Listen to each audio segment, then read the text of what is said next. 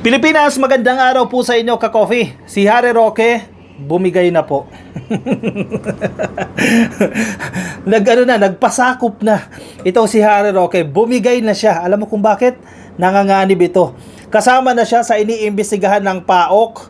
Paano ba naman? Bakit kasi nandiyadyaan yung pugante ng China na nagtatrabaho sa Lucky South 99 sa bahay niya? Nagkakanlong siya dyan. Tapos sabi niya, hindi raw siya nagkakanlong. Hindi naniniwala si Senator Risa Ontiveros dyan. Yari ka dyan. Hindi mo mauuto si Risa Ontiveros dyan. Hinahabol siya ngayon, si Harry Roque. Hinahabol siya at naglabas siya ng statement. Bumigay na ito, ka-coffee. Hindi na siya question, pasukin nyo ang bahay ko, sige, kunin nyo yung mga kailangan yung kunin dyan. Yung mga tablet dyan, mga computer, kunin nyo. Nang wala ng pagkontra ha, nang walang pagtutol, bumigay na talaga. Pero hindi pa tapos ang laban, ka-coffee. Hindi ibig sabihin na nagpapakabait ka, absuelto ka na. Hindi ka tatantanan ni Senator Risa Ontiveros. Ayan humi-headline sa Politico.com. Mamaya pag-usapan din natin. Sumagot si Harry Roque dyan Sumagot siya. Anong headline dito?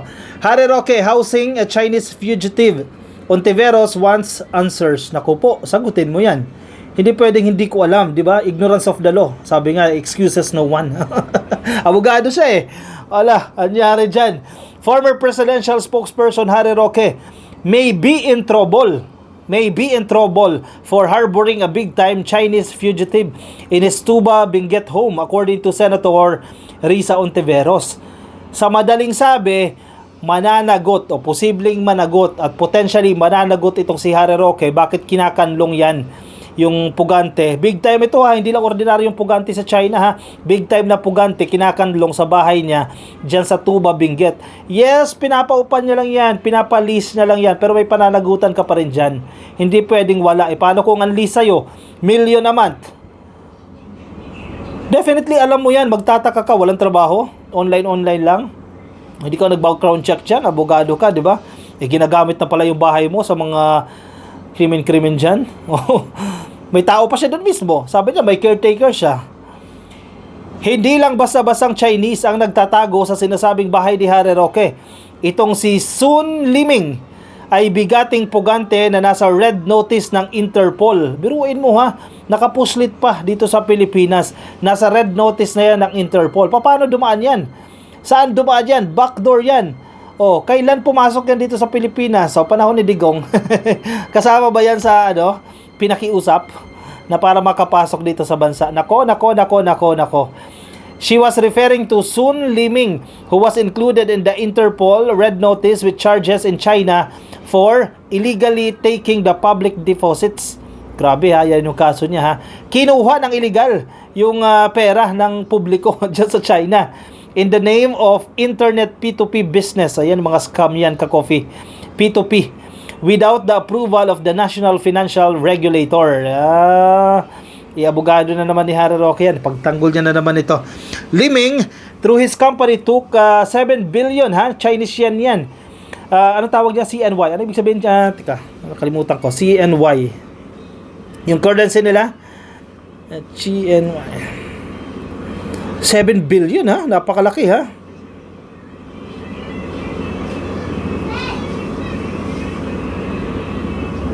Chinese yuan pala. Chinese yuan. Gaano kalaki ito? 7 billion. Teka convert natin yan. Napakalaking halaga pala niyan. Kaya pala kahit million, ka-coffee yung ipasok ni iupa kay Harry Roque, kahit million a month hindi pa rin maghihirap yan napakalaki ng nakulimbat 7 billion Chinese yuan. Hindi kaya ng calculator 56 billion pesos 56.5 billion pesos.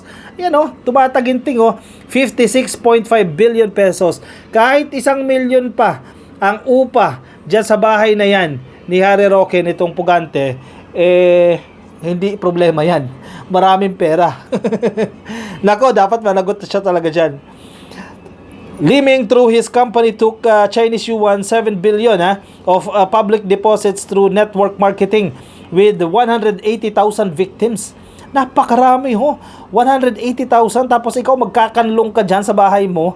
which 17,000 victims lost 1.16 billion, Ontiveros said, citing the red notice. The illegal funds were used for paying back part of the principal and interest, commissions for salesmen, and the running of the company. San Liming was the main culprit. O siya yung pinakapangunahing suspect dyan, ka-coffee, o pinakapangunahing may kasalanan. His illegal profits stood at about 10 million Chinese yuan, which were mainly used for personal consumption, the Interpol notice read. The question, Ontiveros said, remains, how did the Chinese fugitive end up living in a Benguet house linked to Duterte through a company leasing it? Di ba nakapagtataka? Ikaw Chinese, di ba? Sige, galing ka Xinjiang, sige. Guangzhou, sige, galing kang Guangzhou. Lipat ka dito na Pilipinas. Siyempre, kung uupa ka, dito ka sa Metro Manila, di ba? Basic yan eh. Sige, nandiyan yung Pogo sa Porac. Sige, nandiyan sa Bamban Tarlac. Diyan ka titira. Paano ka napunta dun sa Benguet? Paano ka napunta sa Tuba? Nakarating na ako dyan sa Tuba. Tagu yung lugar na yan. Bulubundukin. Paano ka mapupunta dyan? Ibig sabihin, may masama, may mali. Diyan ka magtatago. Hindi ba naisip ni Harry Roque yan? Bakit sa dinami-dami ng bahay sa Pilipinas, bakit dun pa mismo napunta yan sa bahay ni Harry Roque? Malaking tanong yan. Anyari, bakit diyan kayo nagtatago? Ano ba? Baka nag-facilitate si Harry Roque dyan. Kasi, kliyente niya itong Whirlwind si Cassandra Ong. Si Cassandra Ong, nako, ang laking tulong na ginagawa niyan. Service provider ng Lucky South 99 dyan sa Porac. Naku po.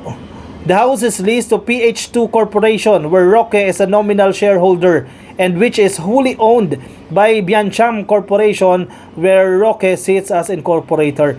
Pabaliktarin man yan kay Harry Roque yung bahay niyan. Sa kanya yan. Sabi ni Roque, ang may-ari ng bahay ay PH2 Corporation, ng majority shareholder ay Biancham Corporation, kung saan incorporator siya at mga associates niya. Yung De La Serna, yung tao niya, incorporator din doon. Qualifier lang daw mo pala yun. Qualifying lang ang term nila dyan. In short, kanya din yan. Ginamit lang ang pangalan. Inamin din ni Roque na may bantay siya mismo sa bahay. Kung hindi sa iyo yan, bakit may ka doon? Caretaker ka? Bakit nagtaiwan ka ng tao dyan? At surprise niya na nangyayari doon. At supervise niya ang nangyayari doon. Tinanong daw ng ng caretaker, ano yung trabaho? Kasi hindi naman naglalabas-labas Digital nomad daw. Yung pala eksperto, IT expert. Yun pala yung gumagawa ng mga systems. Naku po. Kaya nakakapagtaga na sa dami ng bahay sa Pilipinas, kay Roque pa talaga napunta ang pugante. Sabi ni Risa Ontiveros yan. Hindi lang si Risa Ontiveros ang nagtatanong dyan. Tayo, halos lahat tayo. Yan ang question. Bakit sa dinami-dami ng bahay sa Pilipinas, dyan pa talaga sa bahay ni Harry Roque, na alam mong nag-aabogado sa mga pogo? Common sense yan, ka-coffee. Basic na basic. Kahit hindi na mag-imbestiga, alam na, may pananagutan si Roque dyan. May kinalaman siya dyan kung bakit nandiyadyaan yan. According to the Presidential Anti-Organized Crime Commissioner, PAOK, si Sun Liming is an IT manager of Lucky South 99. Ngayon ko lang ito nabasa, IT manager siya ng Lucky South 99. Alam na. Diba? Tapos di-deny niya pa, naku, nakakahiya ka na, Harry Roque. At okay lang yan, at least nag-give in siya. The illegal Philippine offshore gaming operation Pogo Hub in Porac, Pampanga, where Roque allegedly served as legal counsel. Roque denied the allegation. Kahit anong deny niya pa dyan. Bumigay na siya dyan. Teka, basahin natin ito. Wala na siyang wala na siyang kawala dyan Naglabas siya ng press release. Ngayon lang, 2 hours ago lang, ka-coffee. Bago tayo mag-live. 2 hours ago yan. Press release, Attorney Harry Roque. Pursuant to an earlier commitment to fully cooperate with police authorities on the Chinese fugitive apprehended in Tuba, Benguet, the officers and shareholders of Phase 2 Block 23 Lot 37 Pinewoods Incorporated, in the presence of Attorney Harry Roque, allowed yesterday the voluntarily search of the evidence of the residence where the Chinese fugitive was apprehended. Nagko-cooperate na siya ngayon kasi yan daw po ang kanyang promise. Definitely, yan ang dapat mong gawin dahil wala ka na pupuntahan, so kailangan niya mag-cooperate. Oh, hindi na siya pwede magtutol-tutol dyan dahil matibay na ang ebidensya laban sa kanya. There were no illegal items recovered. Definitely. Kailan ba nangyari ang search? Kahapon. Kailan unang pinuntahan niyang lugar na yan? Ilang linggo na nakalilipas? 1 week or almost 2 weeks na. Kung di ka ba naman eng-eng, syempre, lilinisin mo na yan. Talagang lilinisin niya yan. There were no illegal items recovered, although 4 tablets and 2 computer monitors. Wala kang mapapala sa monitor kung hindi mo nakuha yung CPU. Wala na ka-coffee. Monitor lang yan eh, parang TV lang yan eh. Wala kang makukuha data dyan. Nilinis na nila yan. Kasi nung araw na unang araw na pinuntahan yan dyan ng PAOK at ng Bureau of Immigration, wala naman silang search warrant. Diba? Mission order lang ang hawak nila. Syempre, hindi nila pwedeng pasukin yan. O ilang araw na nakalilipas bago yung pagpunta nila dyan kahapon nalinis na yan, na-dispose na, naalis na yung mga bagay-bagay na dapat nilang itago dyan. Kahit ano pa yung nakuha dyan, wala na yan. Ano mapapala mo doon sa monitor? Na nag-iwan pa kayo, hindi nyo pa sinagad. Mabigat ba? There were no illegal items. Malamang, wala talaga makukuha dyan. 4 tablets. Nako, baka yung 4 tablets na yan, ano yan? Baka pang laro lang yan ng 2048. Yun lang yan. Yung tablet na yan, wala yan sense. Walang laman yan. Dahil yung main yan, nakalas-kalas na yan. Nadala na. Kinuha daw po yan in pursuant to cyber warrant subsequently procured after the search issued by the Regional Trial Court of Benguet. Medyo mabagal-bagal pa tayo kasi dito The consent to voluntary search of the residence is only the beginning of our full cooperation to determine if PH2 Inc. or Attorney Roque himself has any responsibility for the apprehension of the fugitive Chinese national. Roque added. Ewan ko sa inyo. Wala. Naglinis na kayo dyan. Previously, a copy of the lease contract between PH2 and Wan Yun was furnished to Undersecretary Gilbert Cruz of the PAOK. Talaga ba, iho? Hindi kami naniniwala sa inyo. Sige, kailangan niya, wala siya magagawa dyan. Kailangan niya lumambot. Dahil kung hindi siya lalambot, actually, matutuluyan naman siya. Lumambot man siya o hindi, matutuluyan siya dyan. Gawin niya na lang, mag-cooperate na lang siya. Huwag niya nang patindihin. Hindi mo siya kakawala dyan sa Senado O siya, anong komento niyo, opinion, reaction, lagay dyan sa ating comment section para mabasa ng iba nating mga ka-coffee. Kung nasa Facebook, YouTube po kayo, please, palike lang po ng video na to ka-coffee. Hindi pa kayo ata nakalike I-like lang po yung video na yan, dyan sa baba, click lang po ng like. Alright, ako magpapaalam na sa inyo. Maraming salamat po sa mga sumama. Ingat po kayo Nasaan man po kayong panig ng daigdig. Bye-bye!